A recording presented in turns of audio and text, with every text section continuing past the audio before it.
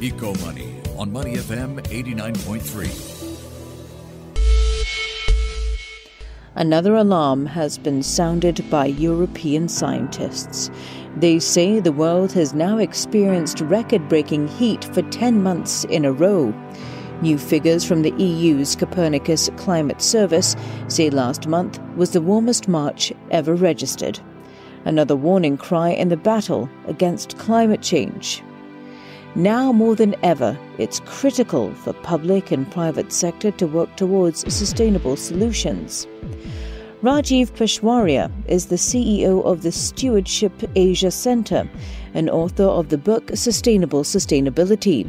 He joins us now to discuss the role corporates play in tackling climate change and how steward leadership can help us combine profits and purpose. Rajiv, thank you so much for taking the time to speak with us today. Pleasure. So Rajiv, sustainability isn't a new concept. Why do you think it seems to be so difficult to grasp for many organizations? Well, I don't know if it's a difficult concept to grasp or people just don't want to grasp it. Because if you grasp it, then you have to take responsibility to do something about it, isn't it? So if you remain in denial, or if you keep blaming the complexity around it because of which you don't understand it, then you don't need to take responsibility. So I don't think it's difficult to understand at all. I mean, there is environmental sustainability and there is social sustainability. Environmental sustainability, basically, just to give you one piece of data, for current levels of consumption, for 8 billion people on the planet, we need 1.7 Earths already. And by 2030, we will need 2 Earths to support us. So what is so difficult to understand about that our current consumption levels are not sustainable? In terms of social sustainability, the top 1% of the people own twice as much wealth as 6.9 billion people. What's so hard to understand that? Again, my point is, people understand it, but they don't want to because they will have to do something about it. So how can we bridge this gap then? I mean, if it's not about not taking it seriously or not being able to understand it or grasp it, what needs to be done on the leadership level? Because, I mean, quite frankly, let's look at some of the outcomes that we're seeing from some of these climate talks. We seem to be moving 2 steps forward and 1 step back. You're absolutely right. And that's the issue. So now, coming back to your previous question, just for a second again, sorry about that. But, while I say it's not hard to understand, it is true that the awareness levels about the challenges, the existential challenges that society and the planet are facing is still low. So you still need to continue to educate people, to make them aware. UNICEF just did it's a very interesting data point here. UNICEF just did a survey of people around the world and asking them to define climate change, right? And I don't remember the exact words, but there were 2 options, A and B, to choose from. A was seasonal weather changes that happen 4 times a year. This is the definition of climate change, right? And B was something like polar ice caps melting because of global warming, causing havoc to human life, agriculture, biodiversity, etc., something like that. 53% of the people chose A, which is seasonal weather changes that happen throughout the year. So is awareness low? Yes, it is. But I think what I said earlier is also true, that a lot of people don't want to acknowledge it. Now, what can we do about it? You're absolutely right that we are not making enough progress.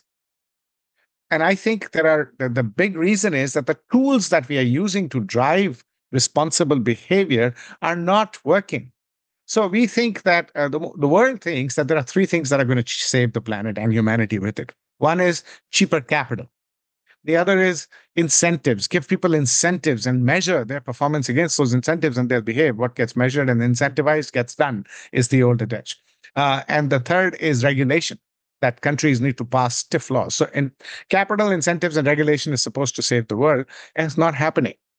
There are $43 trillion in ESG funds right now in the world. That's 1/3 of all assets under management. So there's no shortage of capital going towards climate or social action. More than 100 countries have passed ESG regulations in the last decade or less. No shortage of regulation. And incentives, the corporate boards and the HR community is now aligning CEO compensation and CXO compensation with ESG markers, thinking that if we incentivize and measure, they will behave. Yet we are going towards 2.7 degrees. We are not going towards 1.5 degrees.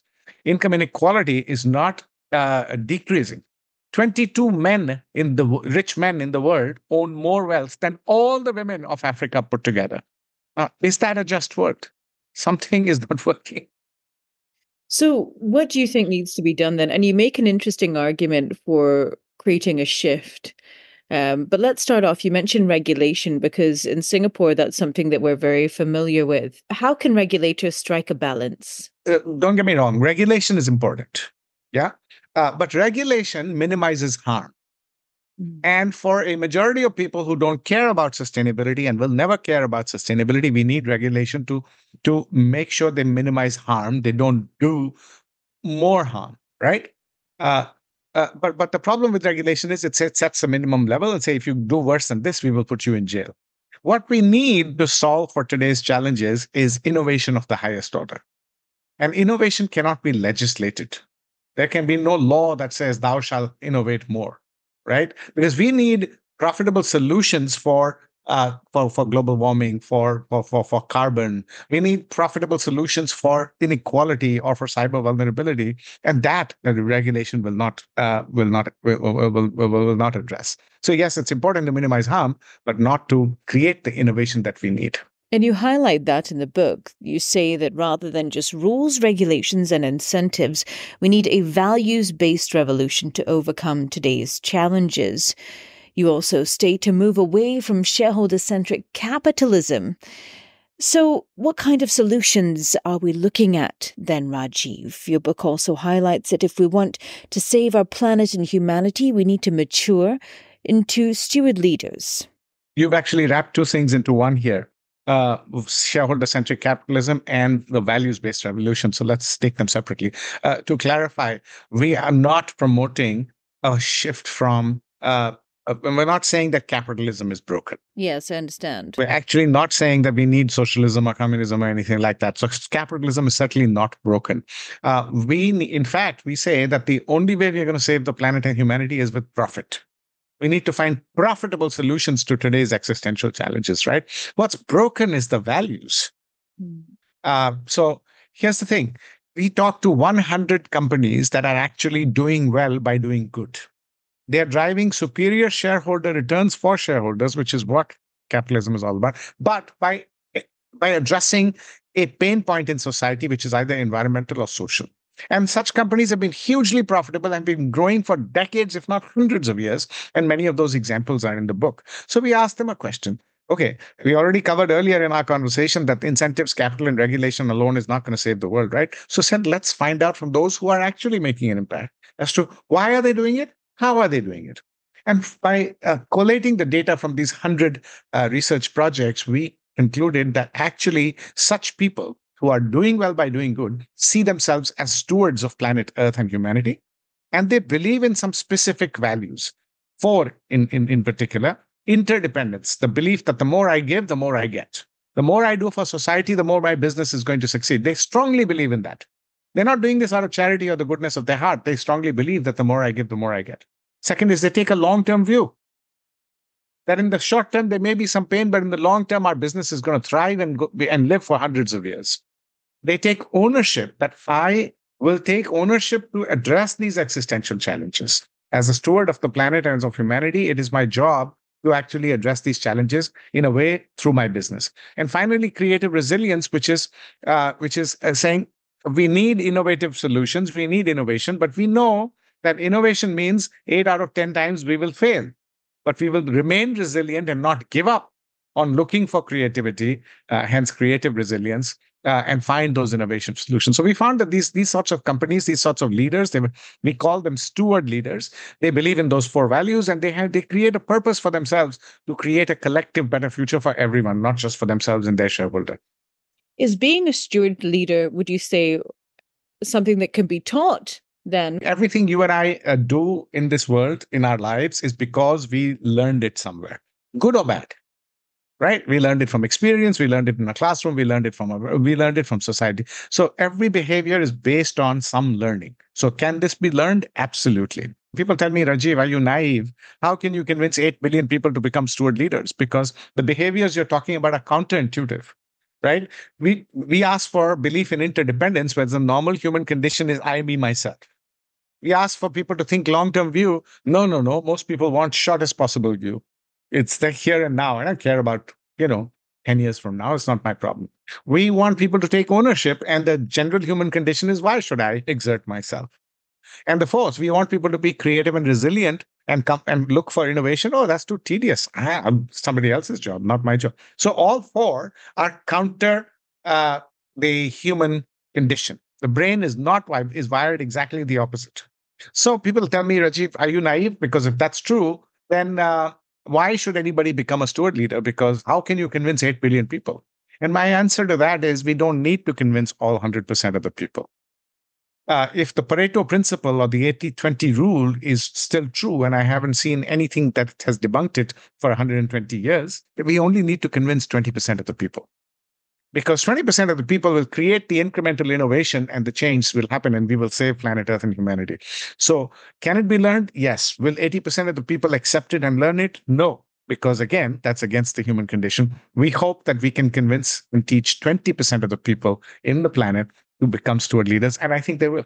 And with that, tell me more about the work that you do at the Stewardship Asia Center. One of the things we do is research. We understand when organizations are able to successfully do well by doing good. And then we put out books, we put out papers, we put out studies, and give them out for free. So that's our research piece. We also do executive education and advisory. So we advise boards, we advise senior management, we train them in and take them for study tours to see that if you get the right intentionality, what else is possible. You don't have to compromise profit for purpose. So research, executive education, and advisory. We also have a digital push because coming back to the earlier point about we need to create awareness about the existential challenges and what each of us are responsible for. So we've created a website called stewardshipcommons.com. The word commons comes from the tragedy of the commons, the global commons. So stewardshipcommons.com is, think of it as Wikipedia, but focused on environmental and social sustainability. So anybody anywhere can become a contributor. Anybody anywhere can use it. It's 100% free.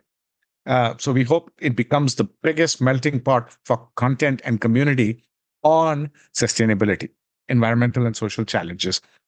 So that's something we launched 6 months ago. And we are hoping to grow it. And it becomes one place where you want to get information and it's totally free. So if you want to become a contributor, what we say is send us your profile. We will vet you out a little bit. And unless there is something desperately wrong with you, we will certify you as a contributor. But as a user, all you need to do is key in your email address and you can become a user. So that's the digital push.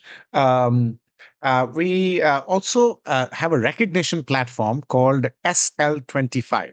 So the model we created after studying 100 companies was steward leadership. So SL25 stands for Steward Leadership 25. So every year we ask companies in Asia Pacific, which goes all the way from the Middle East down to Australia and New Zealand, if you have a business project that is actually solving an environmental or social challenge profitably, meaning you're making money by solving it, right? Tell us your story, and then an international jury selects the 25 best examples of that, and we honor them in a list called SL25. We do this in partnership with INSEAD, with WTW, and with the Straits Times, and several other supporting partners. But this year will be the third year we will publish the list, so they get to be invited to Singapore. We honor them in a summit. We don't rank the 25. These are just 25 great stories. We give away the case studies as stories for people to teach from for free. The idea is, again, to encourage more people to learn from these. So those are some of the things that we do, recognition platforms, executive education and advisory, research, and the digital engagement. And lastly, you'll be coming to the Middle East very soon, which is where I'm based. What's on the agenda for you here? So basically, what the argument that we are making through all our work is that ESG is not enough. And ESG must upgrade to ESL, where L stands for leadership, specifically steward leadership. So we've got down through extensive research the formula, not the formula, but the secret sauce of what it takes to make money and not compromise profit for purpose, right? So what we want to do now is to take that knowledge and that inspiration to as far and wide as possible. So we are now going all over the world actually to present the steward leadership model in a compelling way and encouraging boards and senior management to adopt it. That look, it's in your own interest. So that's exactly what we'll be doing in the Middle East, in the UAE, in this trip. We're speaking at several organizations where we will be presenting the research and hoping that that people are able to adopt it, and then hoping also that some of them who listen will be interested enough to do deeper capability building work within their organizations. Because, you don't just listen to one lecture and you get transformed. If you want to build a culture of steward leadership in your organization, then you've got to educate all your employees. You've got to change your internal systems and structures to align with this new philosophy that we will make money, but by doing good. So that's our hope, to create awareness and enlist more people and more organizations to the cause of steward leadership. Profits and purpose for the planet's possible. Thank you so much for taking the time to speak with us today, Rajiv. Pleasure's all mine. Thank you so much, Rachel. We've been speaking with Rajiv Peshwaria, the CEO of the Stewardship Asia Centre and author of the book Sustainable Sustainability. I'm Rachel Kelly, and you've been listening to Eco Money on Money FM 89.3. Thank you for joining us for this week's episode. We hope you've enjoyed it.